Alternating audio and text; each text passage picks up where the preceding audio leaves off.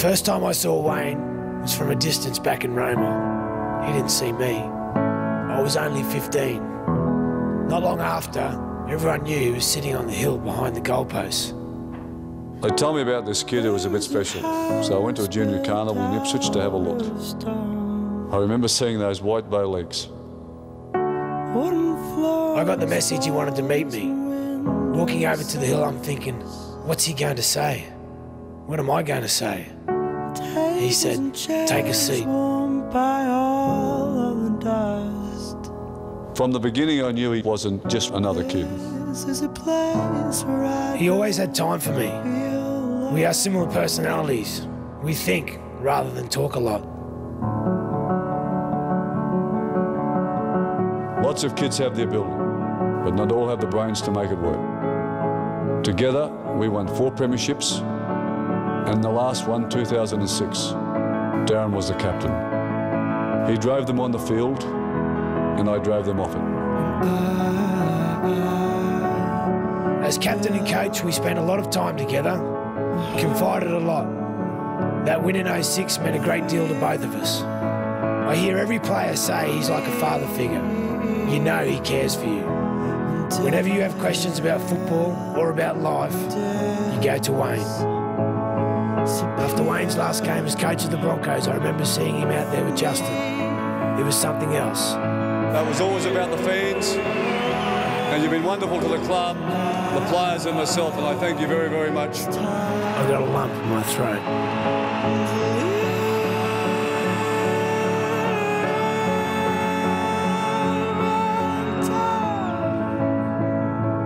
On the Father's Day just gone, I sat with Justin in the stands, watching Darren's farewell game, thinking of 2 fine young men. I never look up into the stands, but we'll be playing the Dragons and I'll see him on the big screen.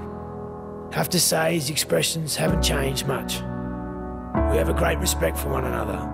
We're both very competitive, but we'll never let a game of football stand in the way of our friendship. When I told him to take a seat all those years ago, I didn't know it would end up a throne. Like everyone, Darren has some things he'd like to do better on the footy field. I probably know what they are, but I've never said a word to any team I've coached against him. Because I'm never coaching against Darren Lockyer. I'm just coaching.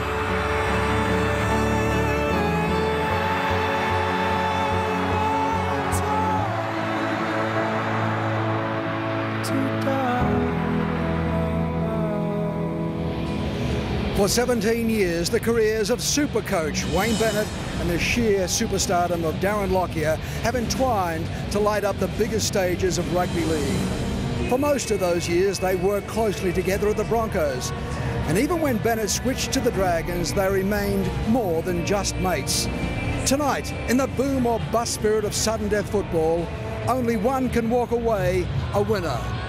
Hello and welcome to Brisbane Suncorp Stadium, packed again for Darren Lockyer's eternal, magical mystery, continuous retirement tour.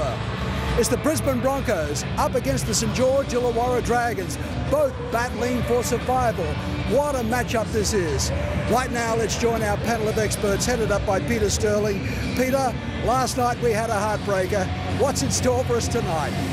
Thank you, Ken. Only time will tell. But the one thing I do know is that the great thing about rugby league are the relationships formed. And the one between Darren Lockyer and Wayne Bennett has been strong and highly successful. I don't know whether tonight it's irony or coincidence that coming into possibly his last ever game, Darren, certainly in front of the home crowd as this final match, that it's up against a side coached by his former mentor. But behind all of that, we have 80 crucial minutes to decide which team goes through.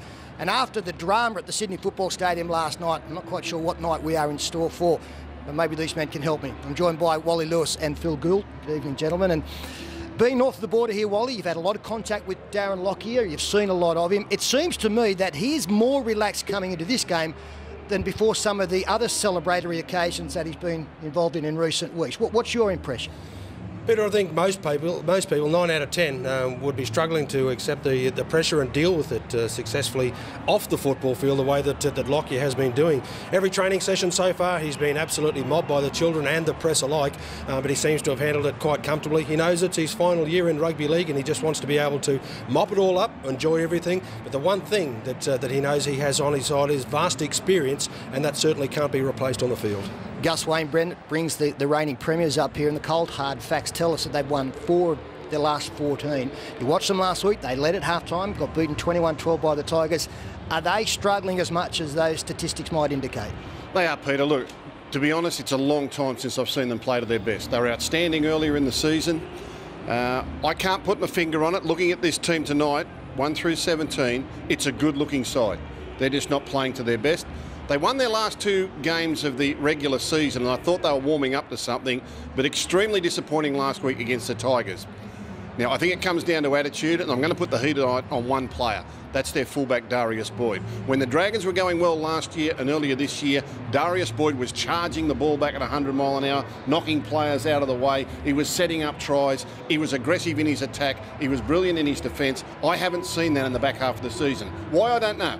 Maybe he's carrying an injury. But if I could think of one word that needs to be ringing in the Dragons' ears when they leave the dressing room tonight, it's aggression. They have to be more aggressive in their attack, they have to be more aggressive in their defence, and they have to be far more aggressive in their attitude. And they can win. Well, there's a lot of class in this side, and I guess when it comes to finals game, that man there has been the forgotten star, Mark Gasnier. They could do with his silky skills coming to the fore tonight, Wally. Oh, no doubt about that at all, Sterlo. He is one of the most talented players on the field. Has been very quiet in the lead up to this match, but when you know what he's quite capable of doing, and being alongside Matty Cooper, I think is an enormous advantage to the Dragons. I think the ball's in his court now. He will be remembered as one of the great players, but in the moment that's in the back of his mind is that he doesn't want this to be his final game of rugby league. He wants to celebrate the correct way, and that's with the trophy at the end of the season. OK, well, after the break, we will go through the team lineups 1 through 17, but first we focus on arguably the most brilliant player in the St George Illawarra lineup. He not only wears the big red V, but also the big red number 3, Mark Gasnier. Mark Gasnier, his last final series, retiring after debuting in 2000. Here's Gasnier now, shimmy, shimmy. Gasnier, the shimmy, shimmy, shake. Gasnier, he beats Utah again. Shimmy, shimmy, whoosh. Matt Utah's had about 9 air swings. He hasn't put the racket on the ball once. There's the shimmy.